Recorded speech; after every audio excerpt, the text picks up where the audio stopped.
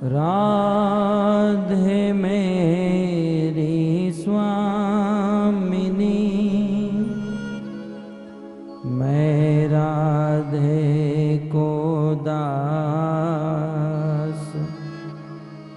जन्म जन्म मोह दीजियो, श्री वृंदावन वास। राधा तू बड़ भागिनी, कौन तपस्या कीन, तीनों लोक के नाथ है, सो तेरो आधीन।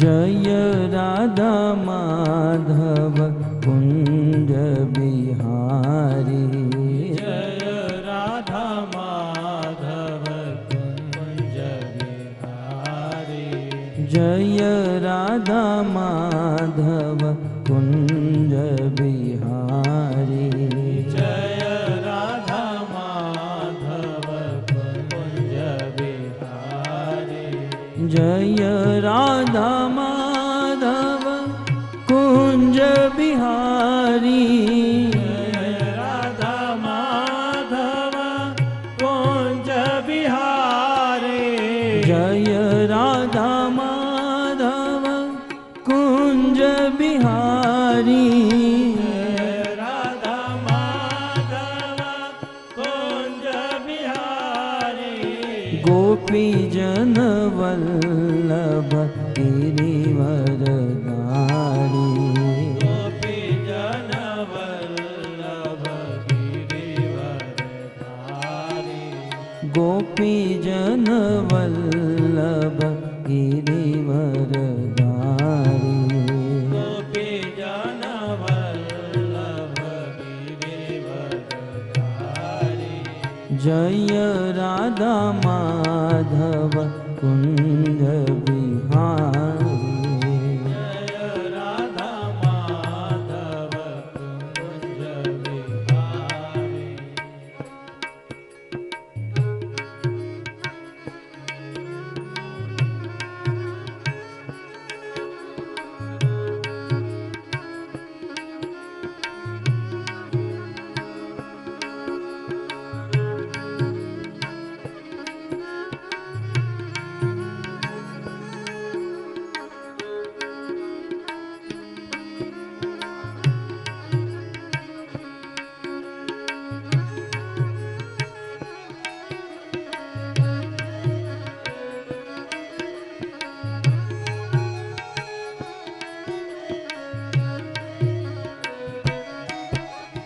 जय राधा माधव कुंज बिहारी, जय राधा माधव कुंज बिहारी, यशोदानंदन व्रज जन रंजन, यशोदानंदन व्रज जन रंजन, यशोदानंदन व्रज जन रंजन,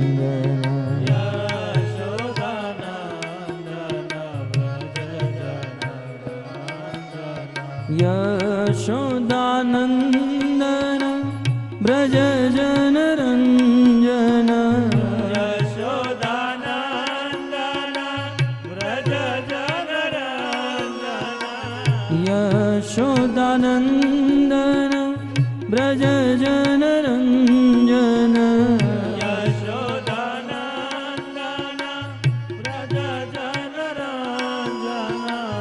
यमुना तीर वनचारी, यमुना तीरा वनचारी, यमुना तीर वनचारी यमुना तीरा वनचारी जय राधा माधव कुंज बिहारी जय राधा माधव कुंज बिहारी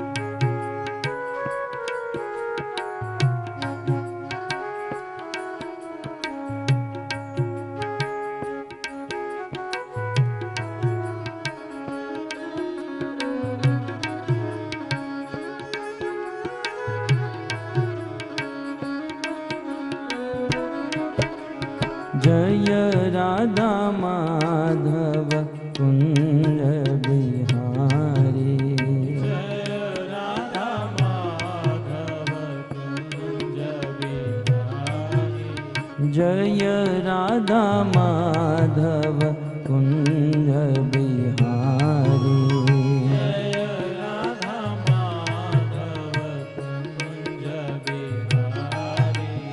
रघुपति राघव राजा राम पतित पावन सीताराम रघुपति राघव राजा राम पतित पावन सीताराम रघुपति राघव राजा राम पतित पावन सीताराम रघुपति राघव राजा राम पतित पावन सीताराम राजा राम राजा राम पतित पावन सीताराम राजा राम आइए प्रेम से राजा राम पतित पावन सीताराम राजा राम राजा राम पतित पावन सीताराम राजा राम राजा राम पतित पावन सीताराम रघुपति राघव राजा राम पतित पावन सीताराम रघुपति राघव राजा राम पतित पावन सीताराम रघुपति राघव राजा राम पतित पावन सीताराम रघुपति राघव राजा राम पतित पावन सीताराम राजा राम राजा राम पतित पावन सीताराम राजा राम आइए राजा राम पतित पावन सीताराम राजा राम पतित पावन सीताराम राजा राम पतित पावन सीताराम बोलो रघुपति राघव राजा राम पतित पावन सीताराम रघुपति राघव राजा राम पतित पावन सीताराम राजा राम राजा राम पतित पावन सीताराम। प्रेम से गाइए। पतित पावन सीताराम। राजा राम पतित पावन सीताराम। राजा राम पतित पावन सीताराम। और रघुपति राघव राजा राम पतित पावन सीताराम। रघुपति राघव राजा राम पतित पावन सीताराम। रघुपति राघव राजा राम पतित पावन सीताराम। रघुपति राघव राजा राम पतित पावन सीताराम। हो राधा श्याम सुंदर राधा श्याम सुंदर राधा श्याम सुंदर राधे। राधा श्याम सुंदर राधा श्याम सुंदर राधा श्याम सुंदर राधे। कृष्ण बलराम कृष्ण बलराम कृष्ण बलराम जय कृष्ण बलराम। कृष्ण बलराम कृष्ण बलराम कृष्ण बलराम जय कृष्ण बलराम। कृष्ण बलराम कृष्ण बलराम कृष्ण बलराम जय कृष्ण बलराम। जय कृष्ण बलराम कृष्ण बलराम कृष्ण बलराम जय कृष्ण बलराम। हाँ गौर निताय जय गौर निताय गौर निताय जय गौर निताय। निताय जय गौर निताय गौर निताय जय गौर निताय। प्रभुपद प्रभुपद प्रभुपद श्रील प्रभुपद। जय प्रभुपद प्रभुपद प्रभुपद श्रील प्रभुपद। जय प्रभुपद प्रभुपद प्रभुपद श्रील प्रभुपद। प्रभुपद प्रभुपद प्रभुपद श्रील प्रभुपद। जय जय प्रभुपाद प्रभुपाद प्रभुपाद प्रभुपाद। जय प्रभुपाद प्रभुपाद प्रभुपाद प्रभुपाद। निताय गौर हरि बोल हरि बोल हरि बोल हरि बोल। निताय गौर हरि बोल हरि बोल हरि बोल हरि बोल। युग धर्म हरि नाम संकीर्तन की श्रील प्रभुपाद की निताय गौर प्रेमानंदे। लोकाभिरामं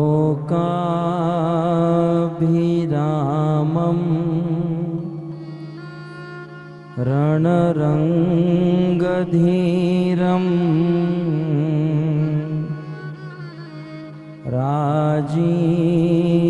राजीवनेत्रं रघुवंशनाथम्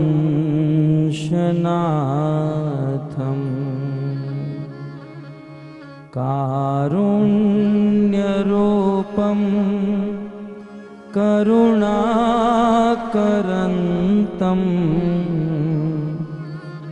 श्रीरामचन्द्रं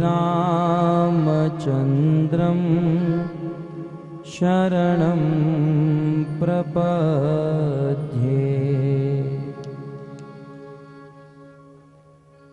बुद्धिहीन तनु जानिके सुमिरो पवन कुमार।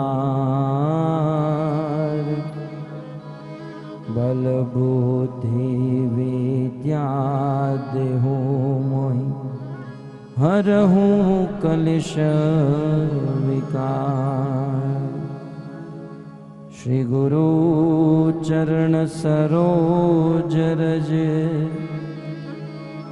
निज मन मुकुर सुधार। बरनउँ रघुवर बिमल जसु जो दायक फल जाए। आप सब भक्तों का अंतर्राष्ट्रीय कृष्ण भावनामृत संघ की ओर से प्रस्थापित श्रीमद् भागवत कथा के 6ठ दिवस में हार्दिक स्वागत करते हैं।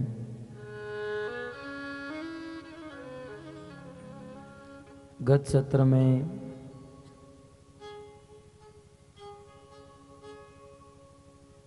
भगवान श्री नरसिंह देव का प्राकट्य हुआ।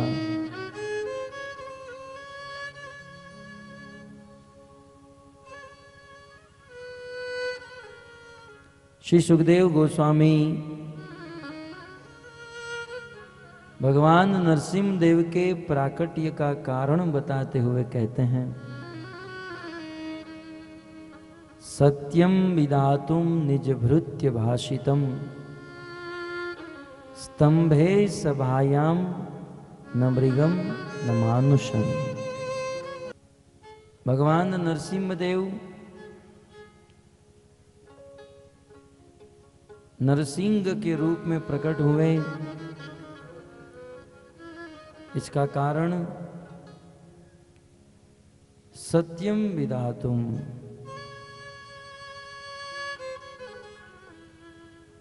अपने भक्त प्रहलाद के वचन को सत्य करने के लिए उस खंबे से भगवान नरसिंह देव प्रकट हो गए। भगवान के जितने भी अवतार हुए हैं और होने वाले हैं, इन सभी अवतारों की जानकारी शास्त्र में पूर्व से ही पाई जाती है, या अन्य देवी देवताओं को पूर्व से ही यह जानकारी होती है। परंतु यह अवतार एक आत्यंतिक अद्भुत अवतार हुआ। अन्य अवतार में तो भगवान जन्म लेने के लिए माता पिता को स्वीकार करते हैं, परंतु इस अवतार में एक खंबे को ही अपना माता पिता बना लिया और खंबे से प्रकट होकर भगवान ने जगत को दिखा दिया। संसार में कुछ लोग कहते हैं, आप लोग पत्थर को क्यों पूजते हो? कुछ लोग निराकारवादी होते हैं, भगवान के रूप को नहीं मानते हैं। कहते हैं आप पत्थर की पूजा करते हो। उन अश्रद्धालु लोगों को भगवान नरसिंह देव ने बता दिया, यदि प्रेम है, श्रद्धा है, तो भगवान पत्थर को फोड़कर भी प्रकट हो सकते हैं। प्रेम होना चाहिए।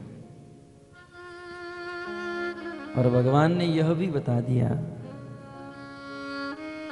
कि मैं मेरे भक्त के वचन को कभी भी असत्य नहीं करता हूं। भगवान का भक्त यदि कोई प्रतिज्ञा कर लेता है, कोई वचन ले लेता है, तो उस वचन को पूर्ण करने के लिए भगवान इस संसार में प्रकट हो जाते हैं।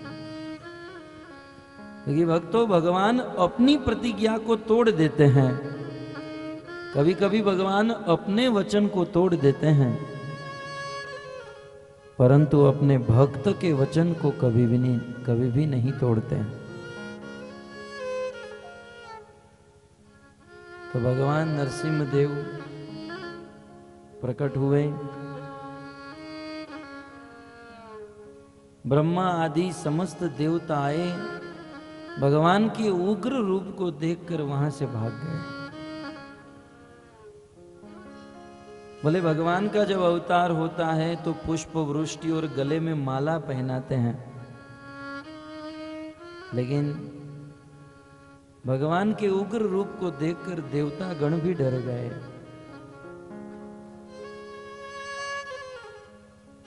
तब समस्त देवता लक्ष्मी जी के पास गए, क्योंकि संसार में पति कितना भी क्रोधी हो, पत्नी के सामने सारा क्रोध चला जाता है। पानी पानी हो जाता है। लक्ष्मी जी के पास गए, बोले देवी आप ही प्रभु के गले में माला पहना सकती हैं।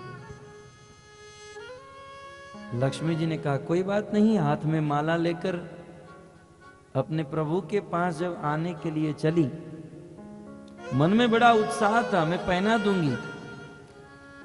लेकिन जैसे ही उस स्थान पर आई तो देखा कि पतिदेव का मूड थोड़ा खराब है, और यदि मैं उनके बाजू में चली गई, एक हाथ उठ गया तो मैं तो मर जाऊंगी। कोई नहीं जा पाया। अंत में परम भक्त प्रहलाद ने भगवान के गले में माला पहनाई। भगवान नरसिंहदेव प्रहलाद से प्रेम करने लगे, कहने लगे वत्स तुम्हें जो चाहिए वह मांग लो। प्रहलाद ने कहा प्रभु मुझे आपसे कुछ नहीं चाहिए, परंतु आपके चरणों में एक निवेदन है। मैं मानता हूं मेरे पिताजी असुर थे, उन्होंने अनेक अत्याचार किए, परंतु थे तो मेरे पिताजी, आपने उनका वध कर दिया। मैं आपके चरणों में निवेदन करता हूं कि आप मेरे पिताजी को परम गति प्रदान करें, मेरे पिताजी का उद्धार कीजिए। उस समय भगवान नरसिंहदेव कहते हैं प्रहलाद तेरे पिता का ही उद्धार होगा ऐसी बात नहीं है। तेरे जैसा भक्त पुत्र जिस कुल में जन्म ले लेता है, उस कुल की 21 पीढ़ी मेरे धाम को प्राप्त कर जाती है।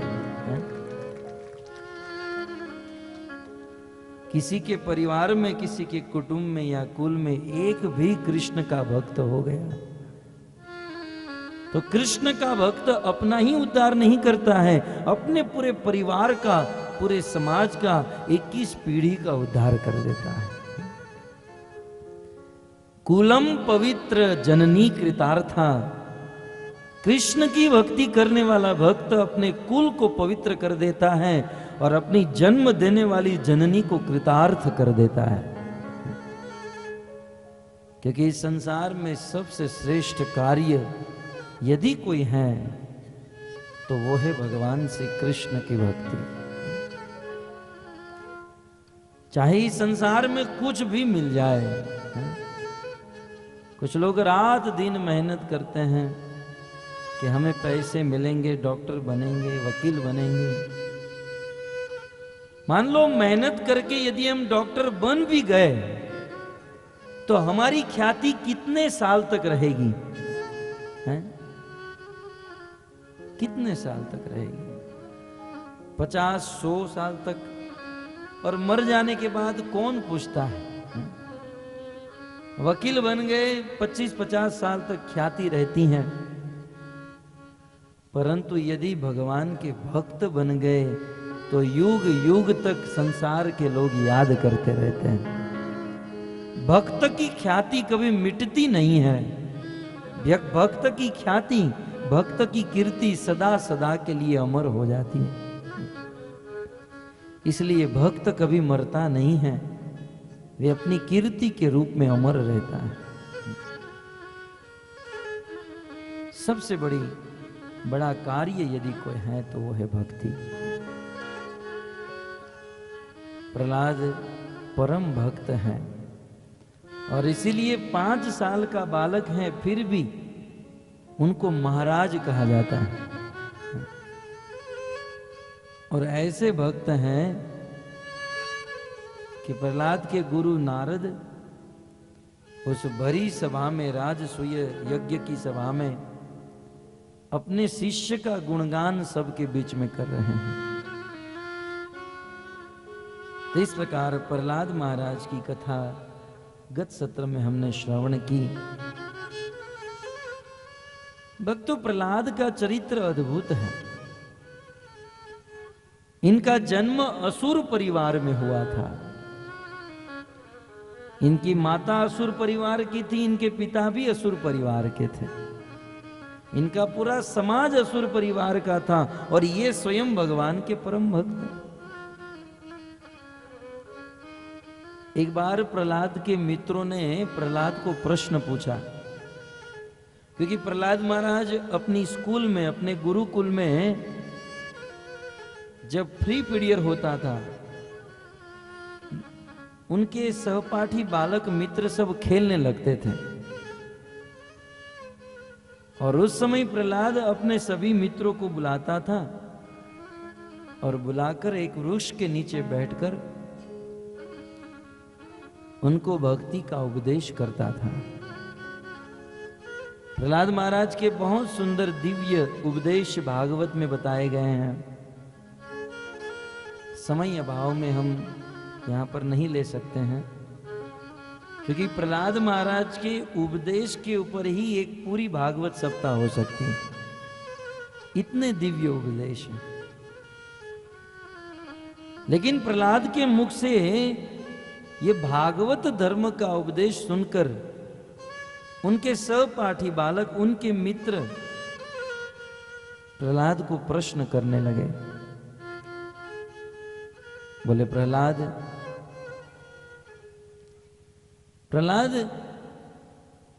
तेरे में इतना सुंदर भागवत का ज्ञान कहां से आया? कहां से यह ज्ञान तेरे में आया? क्योंकि हमारे गुरुकुल में तो कभी भी गीता और भागवत का प्रवचन नहीं हुआ, और जहां तक तेरे घर का सवाल है तो तेरे घर में तेरा बाप किसी साधु संत को आने नहीं दे सकता है। न तो गुरुकुल में भागवत पढ़ा, न घर पे भागवत पढ़ा, तो फिर तेरे में यह ज्ञान आया कहां से?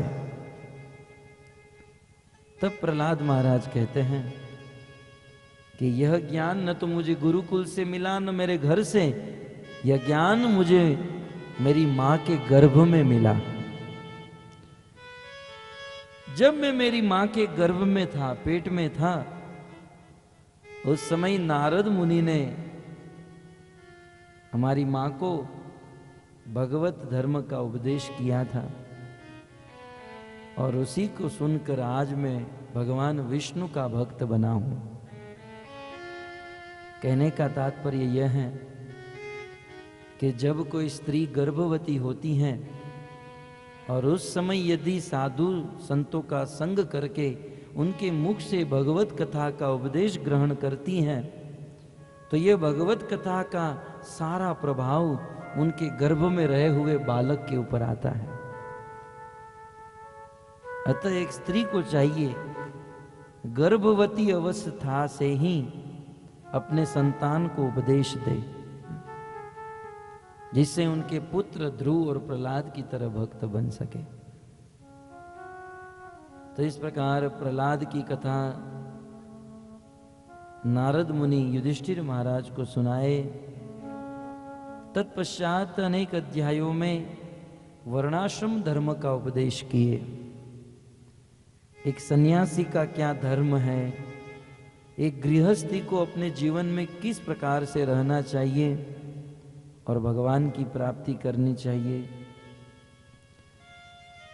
इन वर्णाश्रम धर्म का उपदेश देकर सुखदेव गोस्वामी महाराज परीक्षित को यह कथा सुनाते हुए सप्तम स्कंद समाप्त करते हैं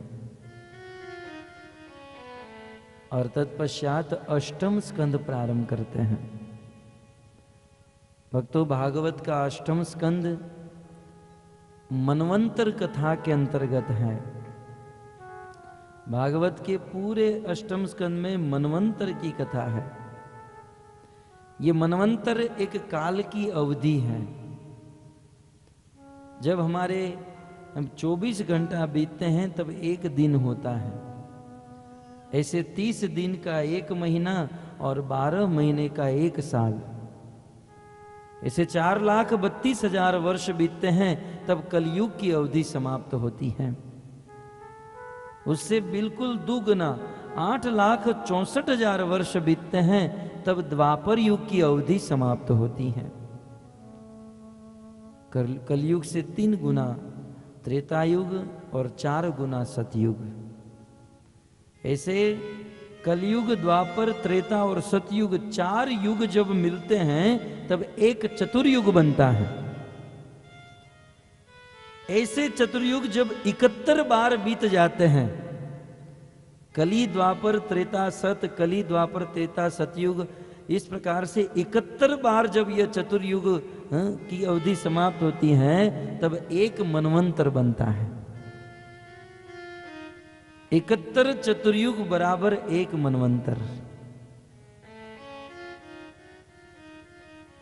और भक्तों, ऐसे 14 मनवंतर जब बीतते हैं तब ब्रह्मा जी के 100 साल समाप्त होते हैं।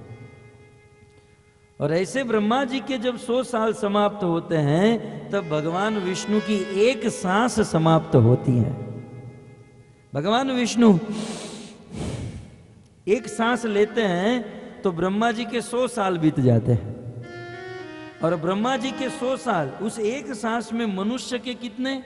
14 मनवंतर, और एक मनवंतर में 71 चतुर्युग।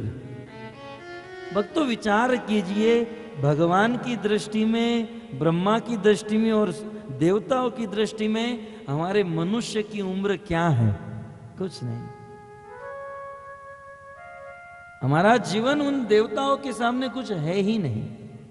जैसे एक कीड़ा सुबह जन्म लेता है, दोपहर को शादी करता है, बच्चे पैदा करता है और रात को मर जाता है, एक दिन में उनका जीवन समाप्त हो जाता है। वैसे देवताओं की दृष्टि में मनुष्य की उम्र उसी प्रकार से है, कुछ है ही नहीं।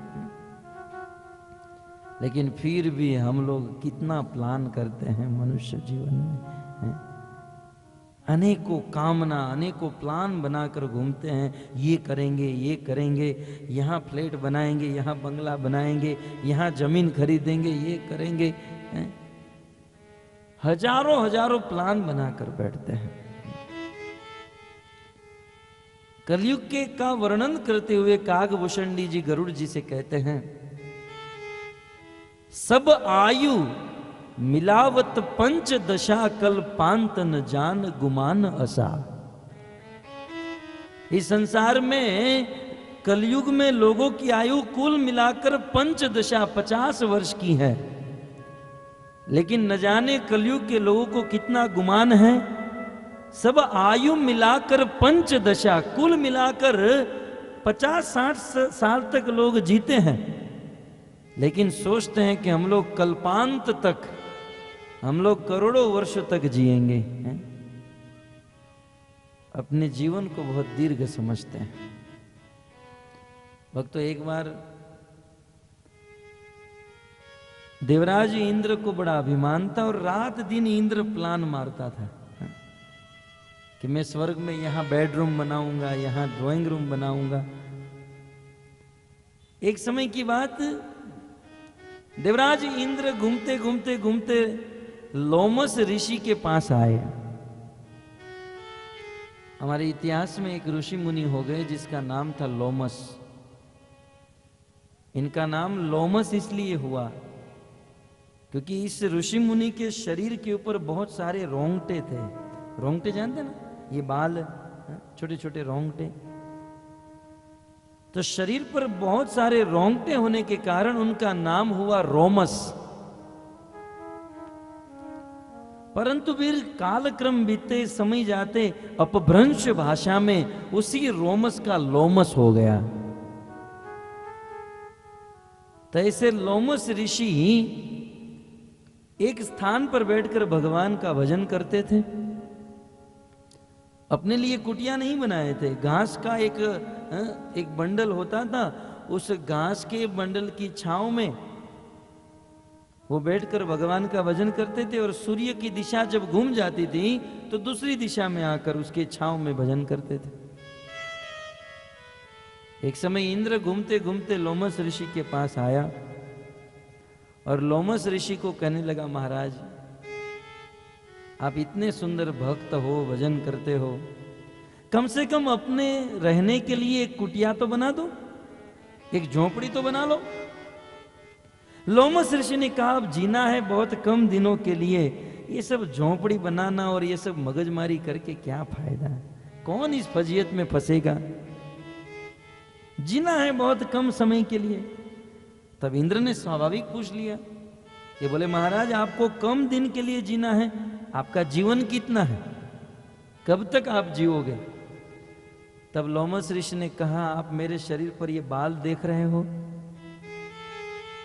बोले इस संसार में 71 चतुर्युग बीतते हैं, तब एक मनवंतर ऐसे 14 मनवंतर बीतते हैं, तब ब्रह्मा जी का 100 साल समाप्त होता है और ब्रह्मा जी की मृत्यु होती है, और जब ब्रह्मा जी की मृत्यु होती है तब जाकर मेरे शरीर का एक बाल गिर जाता है।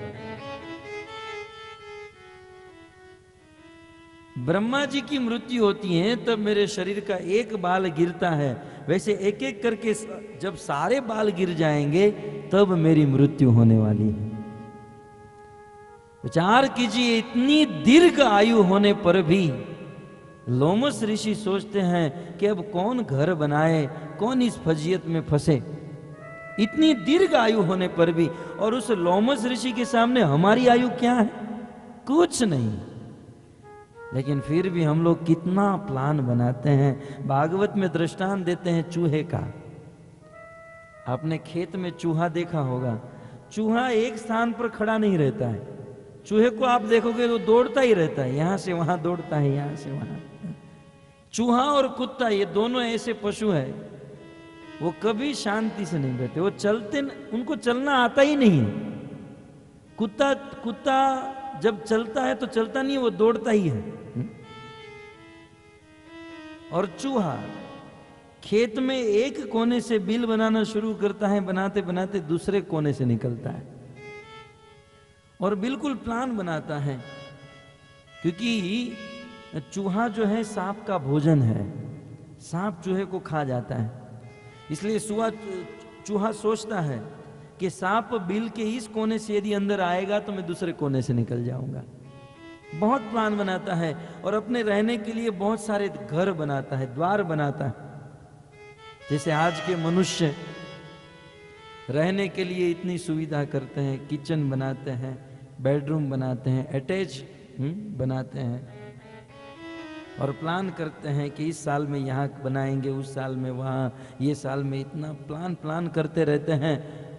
तो चूहा भी प्लान बनाता रहता है और एक समय ऐसा आता है और जैसे ही बिल बनाकर बाहर निकलता है तो सांप खड़ा रहता है, गप करके उसे खा जाता है।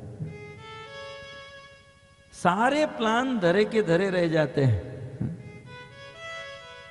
और वह खुद दुनिया से उठ जाता है। यही हालत मनुष्य की है। रात दिन प्लान करता है और प्लान करके संपत्ति कमाता है, घर बनाता है, जमीन खरीदता है, और एक समय काल आता है और काल उसको मार कर चला जाता है। सब कुछ यहीं रह जाता है और वो इस दुनिया से उठकर चला जाता है। जीवन भर जो मेहनत किया था वो मेहनत पानी में मिल जाता है। इसलिए भक्तों, जीवन में हम रात दिन गधे और बैल की तरह पैसा पैसा पैसा कर रहे हैं। मैं नहीं कहता हूं धन नहीं कमाना चाहिए, परंतु धन उतना ही कमाओ जितने से हमारा पेट भर जाए। जरूरत से ज्यादा धन ये बहुत बड़ी दुर्गति का कारण बन जाता है। हम नहीं कहते, भागवत में लिखा है यावत भ्रियते जठरम, जब तक हमारा जठर, जब तक पेट भरे उतना ही धन अर्जित करो, और जरूरत से ज्यादा धन यदि अर्जन करोगे तो सस्तेन आप चोर माने जाओगे। संसार की निगाह में नहीं, संसार के लोग तो वाह वाह करेंगे, ये तो पैसे वाला आदमी, ये तो धनी आदमी, लेकिन भगवान की निगाह में बहुत बड़े गुनहगार बन जाओगे। जरूरत से ज्यादा धन अर्जन करने वाला भगवान की नजर में चोर है। सस्तेन दंडम अर्हति, और ऐसे चोर को अवश्य दंड मिलेगा मरने के बाद। इसलिए जितना जरूरत है उतना ही धन कमाओ,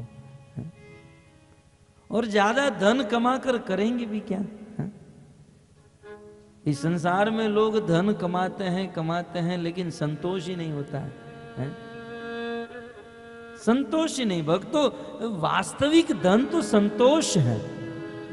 अय धन गज धन बारजन और रतन धन खान, जब आवे संतोष धन सब धन धूरी समान। आपके पास कितना भी संपत्ति हो, गाड़ी बंगला नौकर चाकर हो, लेकिन संतोष नहीं है तो जीवन में सुख नहीं आ सकता है।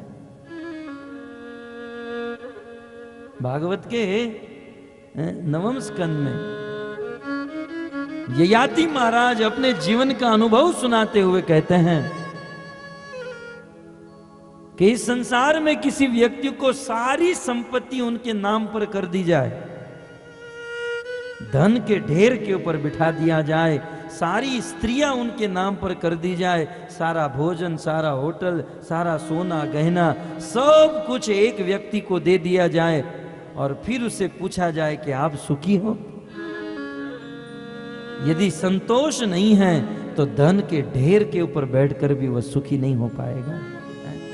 करोड़ों की इमारत में बैठकर वह सुखी नहीं हो पाएगा यदि जीवन में संतोष नहीं है।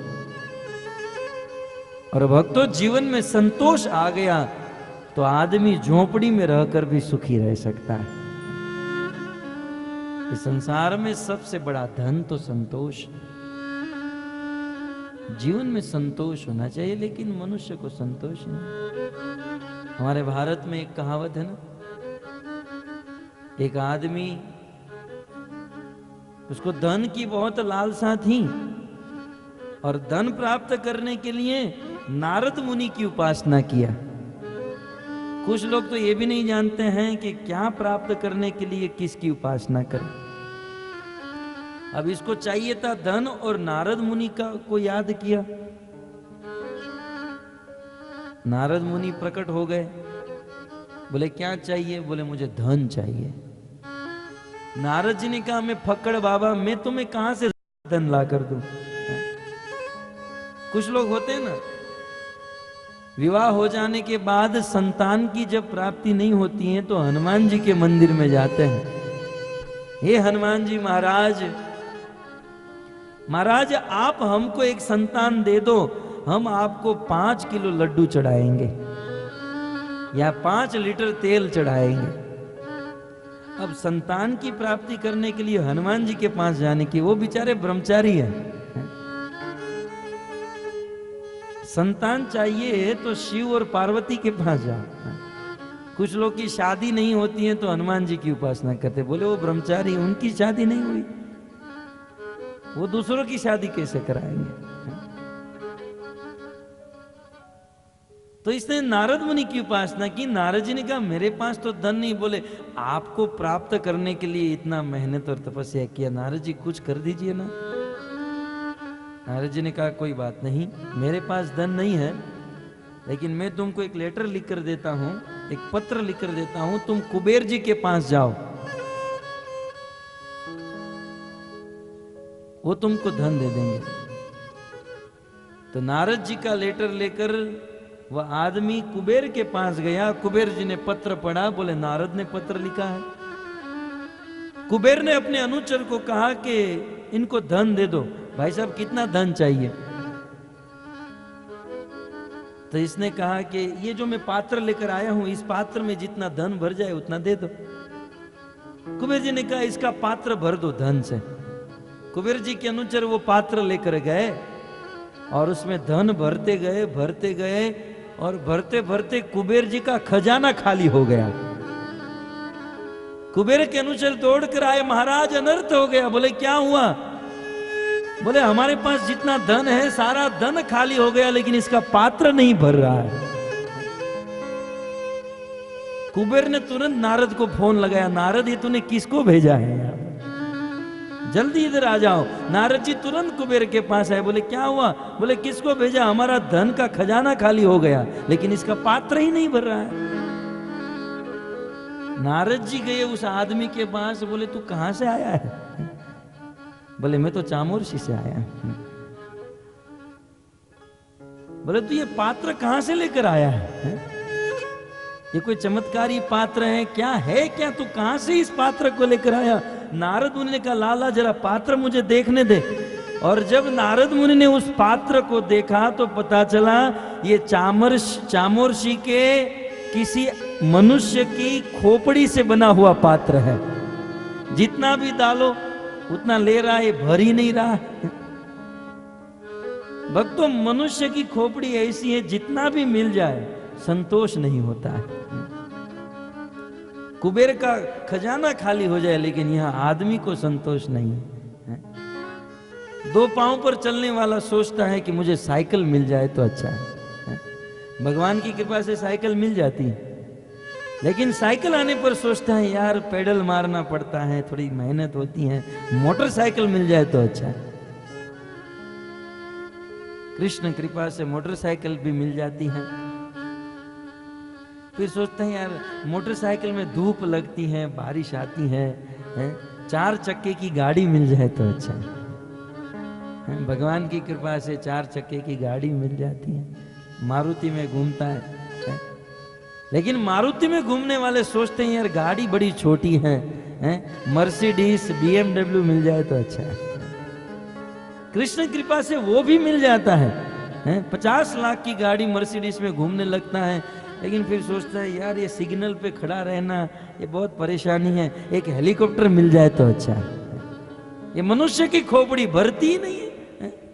भगवान की कृपा से हेलीकॉप्टर भी मिल जाता है, लेकिन हेलीकॉप्टर में घूमने वाले सोचते हैं यार हेलीकॉप्टर टक टक टक टक टक टक बहुत आवाज करता है, अपना एक चार्टर्ड प्लेन हो जाता तो अच्छा था, एक प्लेन मिल जाए तो अच्छा। संसार के मनुष्य को कुछ भी मिल जाए, संतोष नहीं होने के कारण उनको सुख नहीं है। संतोष होना चाहिए,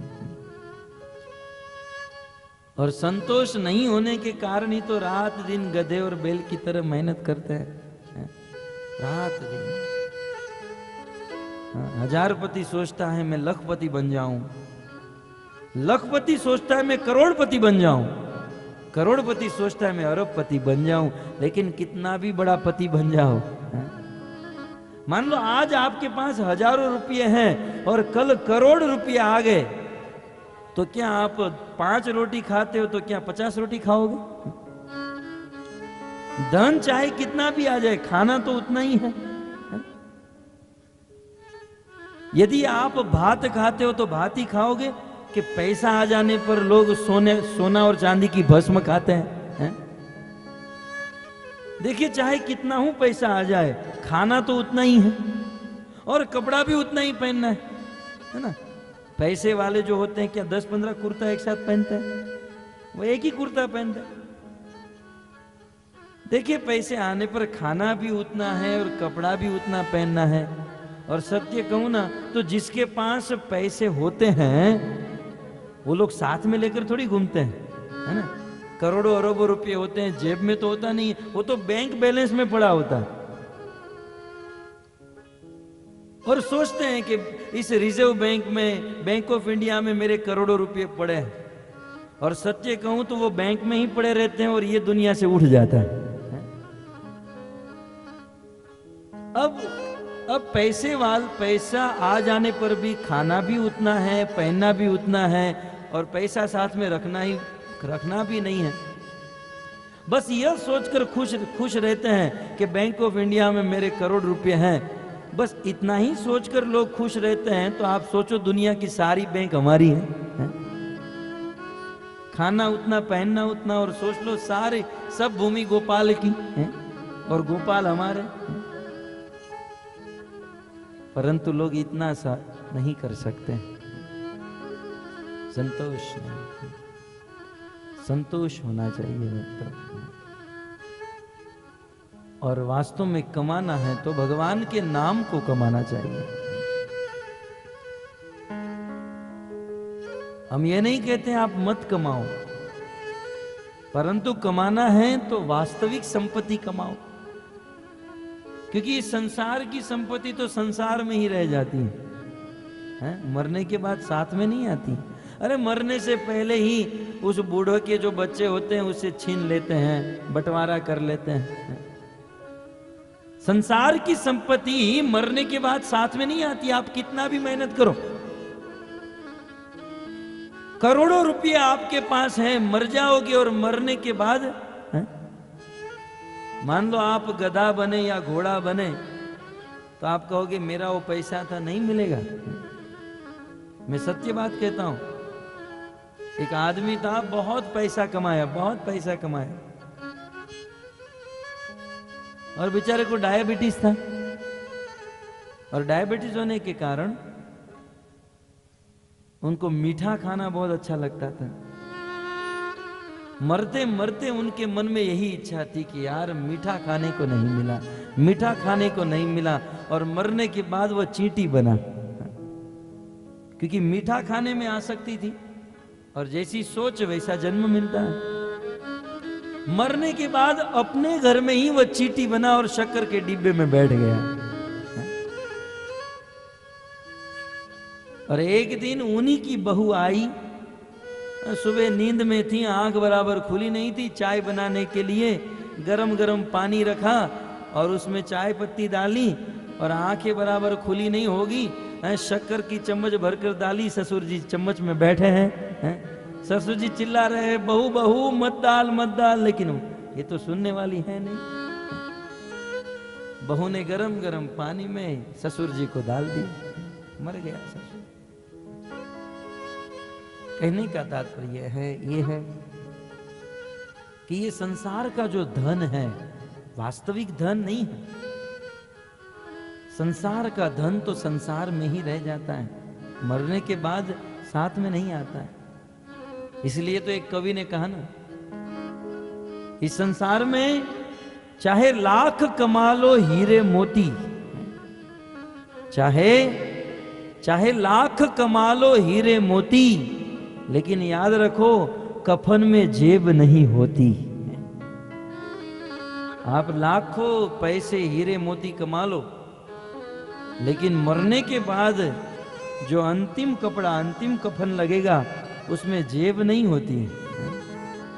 अर्थात संसार की कोई वस्तु संपत्ति हम साथ में नहीं लेकर जा सकते। हमारे इतिहास में एक बहुत बड़ा आदमी, बहुत बड़ा वीर हो गया, जिसका नाम था सिकंदर। दुनिया का बच्चा बच्चा जानता है अलेक्जेंडर, सिकंदर, जो अपनी भुजा के बल पर पूरी दुनिया को जीता था। सिकंदर जवान था, मैं उस समय की बात कर रहा हूं।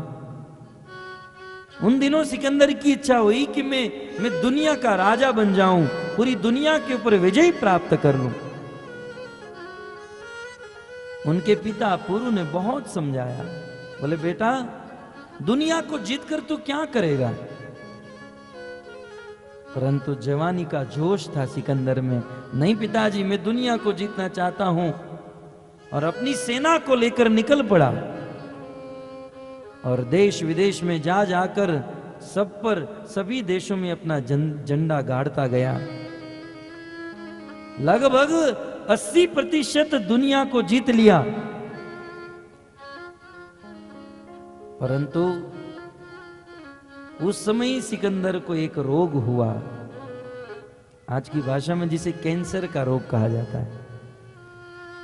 तुरंत सिकंदर अपने देश में वापस लौटा। धीरे धीरे उनका शरीर गल गया, जीवन का अंतिम समय बीत रहा है। उनके अनुचरों ने कहा, महाराज आपकी कोई अंतिम इच्छा?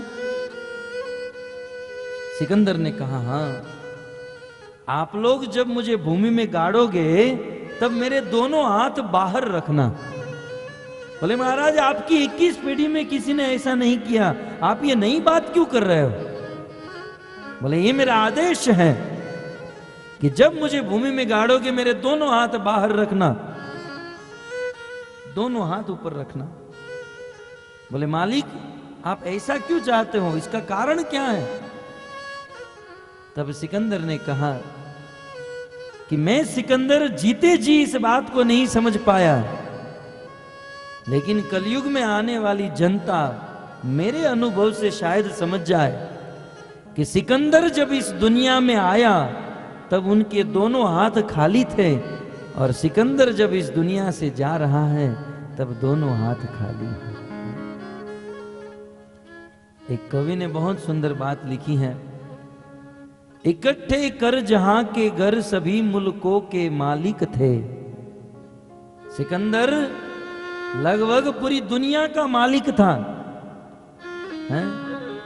सब कुछ उनका हो चुका था, हैं? हम तो इस दुनिया में एक छोटा सा खंड एशिया, एशिया में छोटा सा एक भारत, भारत में एक छोटा सा महाराष्ट्र, महाराष्ट्र में एक छोटा सा नागपुर, नागपुर में एक छोटा सा चामोर्शी, और चामोर्शी में भी एक छोटा सा घर बनाकर बैठे हैं, और वो भी खुद का अपना नहीं है, भाड़े पर है। सिकंदर पूरी दुनिया का मालिक था। कहते हैं इकट्ठे कर जहां के घर सभी मुल्कों के मालिक थे, सिकंदर जब गया दुनिया से तब दोनों हाथ खाली थे, दोनों हाथ खाली थे। क्योंकि भक्तों सिकंदर ने संपत्ति तो कमाई लेकिन वास्तविक संपत्ति नहीं कमाई। सिकंदर ने बहुत धन कमाया लेकिन सच्चा धन नहीं कमाया। परंतु भक्तों यदि बुद्धिमान व्यक्ति को धन कमाना है तो सच्चा धन कमाना चाहिए, और सच्चा धन है भगवान का नाम, है? भगवान का नाम वास्तविक धन है, क्योंकि वह जीते जी हमारे साथ रहता है और मरने के बाद भी हमारे साथ आता है। और इसीलिए तो साधु संत महात्मा गली गली में गांव गांव में जा जाकर एक ही रट लगाते हैं, लूट लो जिसका दिल चाहे मैं शोर मचाऊं गली गली, राम नाम के हीरे मोती मैं बिखराऊं गली गली।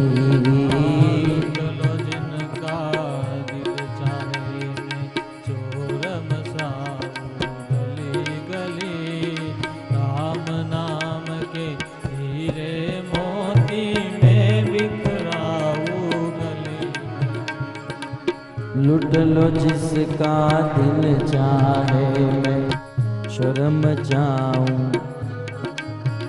दौलत के दीवाने सुन लो एक दिन ऐसा आएगा, दौलत के दीवानों सुन लो एक दिन ऐसा आएगा, दौलत के दीवाने सुन लो एक दिन ऐसा आएगा, दौलत के दीवानों सुन लो एक दिन ऐसा आएगा, धन दौलत और माल खजाना यहीं पड़ा रह जाएगा, धन दौलत और माल खजाना यहीं पड़ा रह जाएगा, धन दौलत और माल खजाना यहीं पड़ा रह जाएगा, धन दौलत और माल खजाना यहीं पड़ा रह जाएगा, कंचन काया मिट्टी होगी,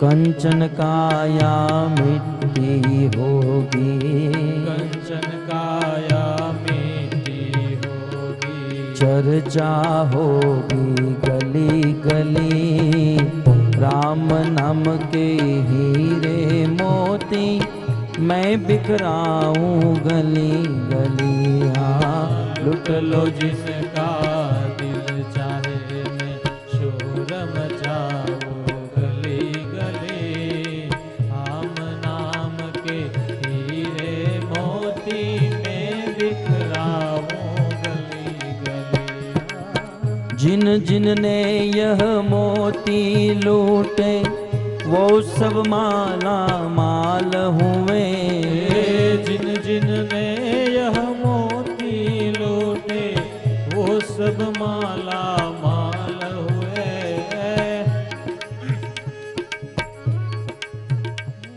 जिन जिन लोगों ने भगवान के नाम रूपी मोती लूटे हैं वही वास्तविक माला माल हुए हैं।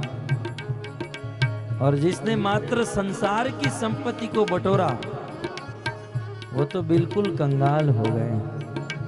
इसलिए कहते हैं,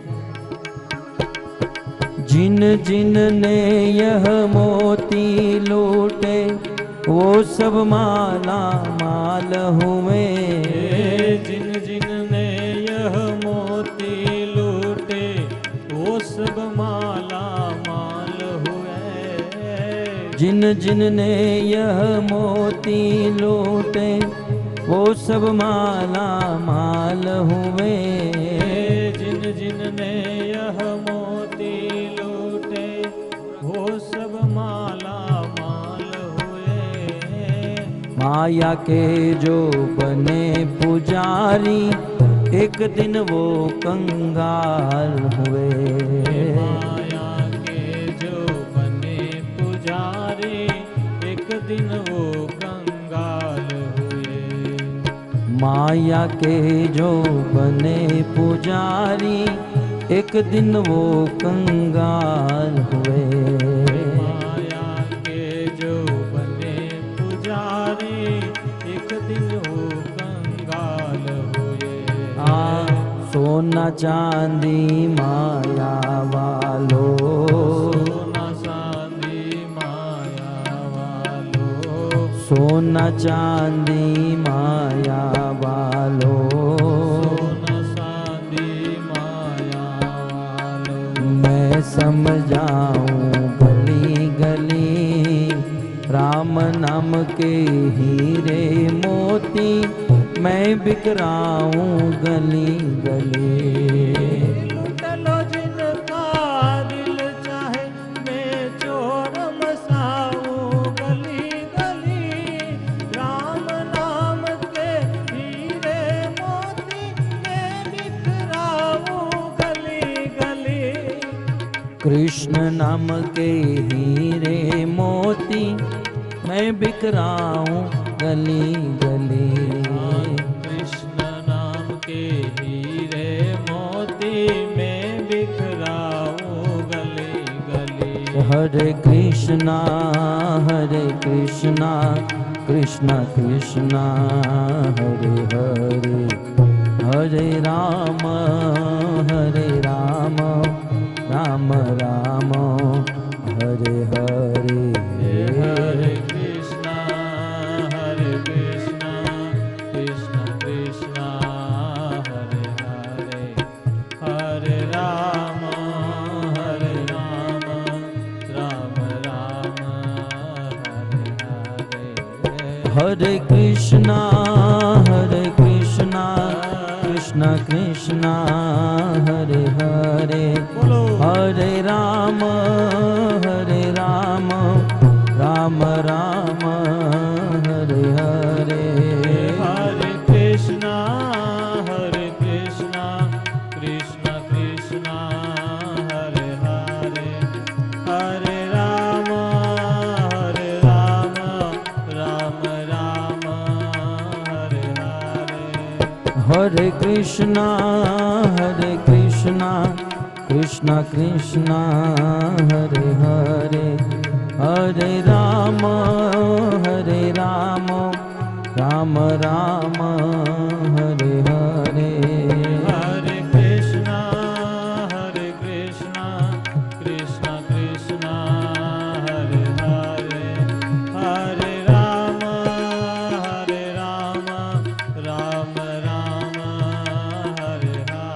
राम हरे हरे। हरे कृष्णा कृष्ण कृष्ण हरे हरे, हरे राम राम हरे हरे। हरे कृष्णा कृष्ण कृष्ण हरे हरे, हरे राम राम हरे। मनवंतर भागवत के अष्टम स्कंद में मनवंतर की कथा का वर्णन है। ब्रह्मा जी के एक जीवन में 14 मनवंतर होते हैं और प्रत्येक मनवंतर को संभालने के लिए, प्रत्येक मनवंतर का ध्यान रखने के लिए इस पूरे ब्रह्मांड का एक राजा होता है। उस राजा को मनु कहा जाता है और उस एक मनवंतर की अवधि में स्वर्ग को संभालने के लिए एक राजा होता है, उसे इंद्र कहा जाता है। इंद्र कोई किसी का नाम नहीं है, इंद्र एक पदवी है। तो प्रत्येक मनवंतर में एक मनु होते हैं, एक इंद्र होते हैं और उस मनवंतर की रक्षा करने के लिए प्रत्येक मनवंतर में भगवान का एक अवतार होता है। उस अवतार को मनवंतर अवतार कहा जाता है। श्री सुखदेव गोस्वामी प्रत्येक मनवंतर की कथा सुना रहे हैं। मनवंतर की कथा सुनाते हुए जब चतुर्थ मनवंतर के बारे में कहा तब महाराज परीक्षित ने जिज्ञासा की कि हे प्रभु, इस तामस मनवंतर में भगवान हरि का अवतार हुआ और गजेंद्र का उद्धार किया, यह कथा आप हमें विस्तार से सुनाइए। सुखदेव गोस्वामी गजेंद्र मोक्ष की कथा श्रवण कराते हैं। तत्पश्चात चाक्षुष मनवंतर में भगवान का एक अवतार हुआ अजीत नाम से, और इस अजीत भगवान ने देवता और असुरों के द्वारा समुद्र मंथन कराया। समंदर से अमृत उत्पन्न कराकर मोहिनी अवतार धारण करके अपने भक्त देवताओं को अमृत का पान कराया, जिससे देवता शक्तिशाली हुए और स्वर्ग को प्राप्त कर लिए। असुरों के गुरु बलि महाराज ने मृत संजीवनी विद्या से असुरों के राजा बलि महाराज को जीवित किया, अन्य बड़े बड़े असुरों को भी जीवित किया। बहुत सुंदर ब्राह्मणों के द्वारा यज्ञ कराया। उस यज्ञ में अग्नि देवता प्रकट हुए, उन्होंने रथ और घोड़े प्रदान किए, अस्त्र शस्त्र प्रदान किए और साक्षात प्रहलाद महाराज प्रकट होकर विजय माला पहना दिए। बलि महाराज ने देवताओं के स्वर्ग के ऊपर चढ़ाई की। देवतागण भोगों में मस्त होने के कारण निर्बल हो चुके थे। असुरों की विजय हुई, देवताओं की हार हुई। इंद्र को फिर से स्वर्ग छोड़ना पड़ा और इंद्र को जब स्वर्ग छोड़ना पड़ा तो सबसे ज्यादा दुख इंद्र की मां अदिति को हुआ। पति कश्यप के कहने पर उन्होंने एक बहुत सुंदर व्रत किया, जिस व्रत का नाम है पयो व्रत। 12 दिन तक मात्र दूध पीकर भजन भक्ति साधना करके उन 12 दिन को बिताना। जब यह व्रत किया, 13वें दिन व्रत की समापन के समय साक्षात भगवान विष्णु प्रकट हो गए और कह दिया कि मैं तुम्हारा पुत्र बनकर प्रकट होऊंगा। 9 महीने के बाद साक्षात भगवान विष्णु कश्यप और अदिति के पुत्र के रूप में भगवान वामन का अवतार धारण करके प्रकट हो गए। भगवान वामन का दिव्य जन्म हुआ। बलि महाराज की यज्ञशाला में गए और अपने भक्त इंद्र के लिए बलि महाराज से भीख में स्वर्ग को मांग लिया। इन भागवतों के प्रसंग में अनेकों मर्म छिपा है भक्तों। आप विचार कीजिए भगवान कितने करुणामयी है, अपने भक्तों के लिए क्या कुछ नहीं करते हैं। अपने भक्त अदिति और इंद्र को प्रसन्न करने के लिए एक भिखारी बनकर बलि महाराज के पास गए, क्योंकि बलि महाराज से युद्ध नहीं कर सकते थे, क्योंकि उन्होंने ब्राह्मणों की सेवा की थी और भगवान ब्राह्मणों के सेवक को कभी भी नहीं मार सकते हैं। इसलिए भगवान बटुक ब्रह्मचारी बनकर बलि महाराज की यज्ञशाला में गए और भीख में 3 पग भूमि मांग लिए। बलि महाराज ने संकल्प कर लिया, 2 कदम में पूरे ब्रह्मांड को नाप लिया, तीसरा कदम बलि के मस्तक के ऊपर रख दिया, बलि का उद्धार कर दिया। असुर हैं, असुरों का सम्राट हैं, लेकिन विचार कीजिए भगवान के प्रति कितना समर्पण है। और हम लोग मनुष्य बनकर भी भगवान को समर्पित नहीं हो सकते हैं। तो इस प्रकार भगवान वामन की कथा सुनाकर मनवंतर की कथा के अंतर्गत मत्स्य अवतार की कथा सुनाते हैं। किस प्रकार गो विप्र सुर साधु नाम, गाय, ब्राह्मण, देवता और भक्तों की रक्षा करने के लिए भगवान अनेकों अवतार धारण करते हैं। कभी कछुआ बनते हैं तो कभी सुअर बनते हैं, कभी स्त्री मोहिनी बन जाते हैं तो कभी मछली बन जाते हैं। अपने भक्तों के लिए क्या कुछ नहीं करते हैं, मछली बन गए। यही संसार का सबसे निकृष्ट जीव है। मछली बनकर राजा सत्यव्रत को माध्यम बनाकर इस पृथ्वी के समस्त ऋषि मुनियों की रक्षा की, वेदों की रक्षा की। इस प्रकार से ये समस्त कथा विस्तार से सुनाकर श्री वेद व्यास जी 8वां स्कंद समाप्त करते हैं, 9वां स्कंद प्रारंभ करते हैं।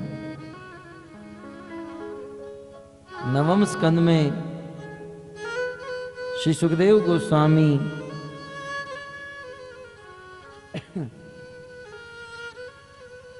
अनेकों राजा महाराजाओं के चरित्र का वर्णन करते हैं।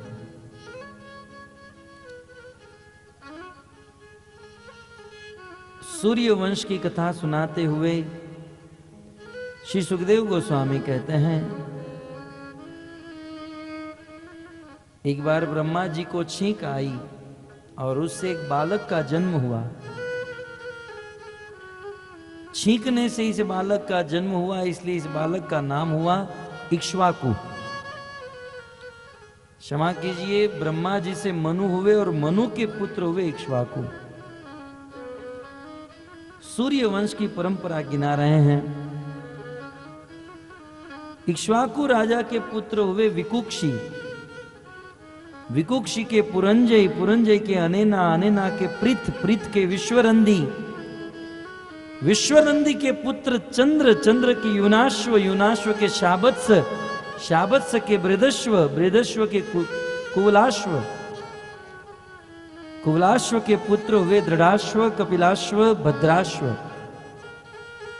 इनके पुत्र हुए हरियश्व, हरियश्व के निकुंभ, निकुंभ के विकुक्षी, कुशाश्व, कुशाश्व के सेनजीत और सेनजीत के पुत्र हुए योनाश्व।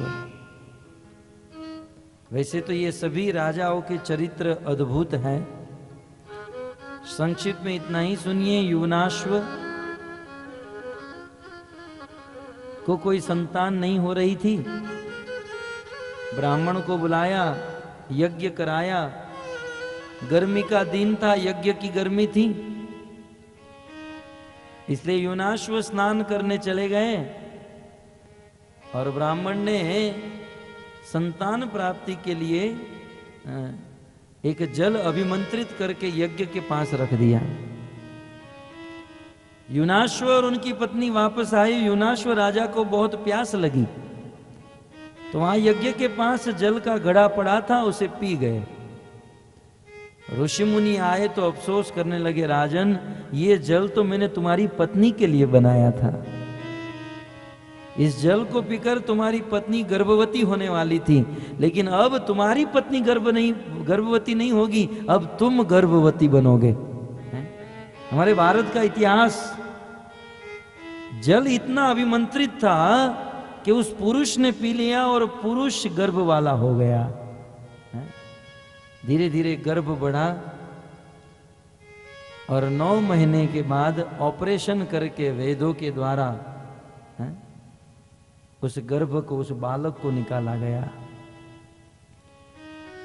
वैसे तो मां जब जन्म देती है तो स्वाभाविक दूध की व्यवस्था हो जाती है, लेकिन राजा योनाश्व के गर्भ से जब इस बालक का जन्म हुआ, इसको दूध पिलाने वाला कोई नहीं मिला। बहुत बड़ा प्रश्न हुआ कि इसका दाता कौन बनेगा, इसको दूध कौन पिलाएगा। उसी समय देवराज इंद्र स्वर्ग से आए, देखा बहुत तेजस्वी बालक है। देवराज इंद्र ने कहा माम धाता, इसका धाता मैं बनूंगा। इंद्र की उंगली में अमृत का स्त्राव होता है। इंद्र ने अपनी उंगली उस बालक के मुख में रख दी और बालक का पोषण हो गया। तुरंत ही बालक बड़ा हो गया। भक्तों, इंद्र ने कहा था इसके जन्म के समय माम धाता, इसका धाता मैं बनूंगा, इसलिए इस बालक का नाम हो गया मान धाता। तो सूर्य वंश की परंपरा में युवनाश्व के पुत्र हुए मान धाता।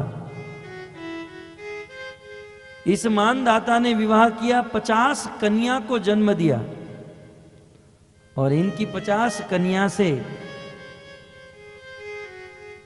शौभरी ऋषि ने विवाह किया। इनकी कथा भी विस्तार से है, हमारे पास समय बहुत कम है। मानधाता के पुत्र हुए पुरुकुत्स, पुरुकुत्स से त्रसदस्यु, त्रसदस्यु के अनर्यण, अनर्यण के हरियश्व, हरियश्व के अरुण, अरुण के निबंध और निबंध के पुत्र हुए त्रिशंकु। राजा त्रिशंकु को स्वर्ग में जाना था। अपने गुरु विश्वामित्र के पास गए, बोले गुरुदेव, मैं मेरी शक्ति से तो स्वर्ग में नहीं जा सकता हूं, आप अपनी शक्ति से मुझे स्वर्ग में भेजिए। विश्वामित्र जी ने अपनी, तो ये ऊपर के रहे न नीचे के रहे, आकाश में लटक गए। सुखदेव गोस्वामी कहते हैं राजा त्रिशंकु अभी भी आकाश में लटक रहे हैं, न पृथ्वी के बन पाए न स्वर्ग के बन पाए। और राजा त्रिशंकु के पुत्र हुए सत्यवादी हरिश्चंद्र। हरिश्चंद्र के पुत्र हुए रोहित, रोहित के हरित, हरित के चंप, चंप के सुदेव, सुदेव के विजय, विजय के भरुक, भरुक के वृक और वृक के पुत्र हुए बाहुक। ये सूर्य वंश की परंपरा, जिनमें राजा बाहुक का जन्म, बहुत पराक्रमी राजा थे। इसकी 1000 पत्नी थी। राजा बाहुक की जो सबसे बड़ी पत्नी थी वह गर्भवती थी, और जब वह गर्भवती थी राजा बाहुक की मृत्यु रणभूमि में हो गई। युद्ध करते हुए राजा बाहुक की मृत्यु हो गई। 999 पत्नी ने सोचा कि यदि हमारी सोत अपने बालक को जन्म दे देगी तो उनका बालक राजा बनेगा और वो राजमाता बन जाएगी और हम लोग दासी बन जाएगी। तो 999 स्त्रियों ने मिलकर क्या सोचा, बोले अब क्या करें, एक काम करते हैं, उस बालक को गर्भ में ही मार डालते हैं। कैसे मारेंगे, बोले जहर खिलाकर मारेंगे। तो भोजन में विष डाल दिया, जहर डाल दिया और बाहुक की पत्नी को खिला दिया। राजा बाहुक की पत्नी ने वह जहर युक्त भोजन खाया, लेकिन इस सूर्य वंश के ऊपर भगवान की बहुत बड़ी कृपा थी। ईशानुग्रह, ईश का बहुत बड़ा अनुग्रह था इसके ऊपर। इसलिए विष खाने पर भी न तो वह स्त्री मरी न वह बालक मरा। और जब इस बालक का जन्म हुआ तो जो विष खाया था उस विष को हाथ में लेकर बाहर निकला। ये बाहुक का पुत्र विष हाथ में लेकर बाहर निकला। विष को संस्कृत में गर कहते हैं और गर को साथ में लेकर निकला, इसलिए इस बालक का नाम हुआ सगर। बाहुक के पुत्र हुए सगर। और आप जानते हैं राजा सगर के 60,000 पुत्र थे। और इस राजा सगर ने 99 अश्वमेघ यज्ञ कर लिए। 100वां अश्वमेघ यज्ञ चल रहा था। भक्तों, जब इस पृथ्वी पर कोई अश्वमेघ यज्ञ करता है तो शास्त्र का एक सिद्धांत है, यदि कोई व्यक्ति 100 अश्वमेघ यज्ञ कर लेता है तो वह लीगली स्वर्ग का राजा इंद्र बन सकता है। तो राजा सगर ने 99 अश्वमेघ यज्ञ कर लिए, 100वां अश्वमेघ यज्ञ कर रहे थे। इंद्र ने सोचा यदि ये यज्ञ हो गया तो मेरी आजादी खतरे में पड़ जाएगी। अश्वमेघ यज्ञ का घोड़ा इंद्र ने चुरा लिया और चुराकर गंगा सागर में कपिल देव की कुटिया में बांध दिया। जब घोड़ा नहीं मिला तो राजा सगर ने अपने 60,000 पुत्रों को भेजा, जाओ आकाश पाताल को एक करके उस घोड़े को ढूंढ कर लाओ। सगर के 60,000 पुत्रों ने घोड़े को बहुत ढूंढा, यहां तक वो पृथ्वी को खोद कर जाने लगे। और जहां तक इन्होंने इस पृथ्वी को खोदा, खड्डा किया और आगे चलकर इसमें पानी भरा, और इसीलिए उसका नाम हुआ सागर। सगर के पुत्र के द्वारा खड्डा होने से पानी भरा और इसलिए उनका नाम हुआ सागर। अंत में गंगा सागर पहुंचे और देखा घोड़ा वहां पर बंधा हुआ है। 60,000 पुत्रों ने एक साथ सोचा कि ये कपिल देव साधु बनकर इस घोड़े को चुराने की क्या जरूरत है। अपराध किया एक वैष्णव का, भगवान का। और जैसे ही भगवान का अपराध किया तुरंत उसी स्थान पर 60,000 पुत्र जलकर भस्म हो गए। गए थे घोड़ा लेने के लिए और अपराध करने से जलकर भस्म हो गए। भक्तों, उस समय तो एक भक्त का अपराध करने से आदमी जलकर भस्म हो गए, लेकिन कलयुग में वैष्णव का अपराध करने से हमारा शरीर जलकर भस्म नहीं होता है, परंतु हमारी भक्ति जलकर भस्म हो जाती है। शरीर तो वैसे का वैसा रहता है, परंतु भक्ति का जो सुख है वह सुख नष्ट हो जाता है। राजा सगर अब उस यज्ञ को तो छोड़ दिए, अब पुत्र का उद्धार करने के लिए सोचने लगे। बोले 60,000 पुत्र कमौत हो गई, मर गए।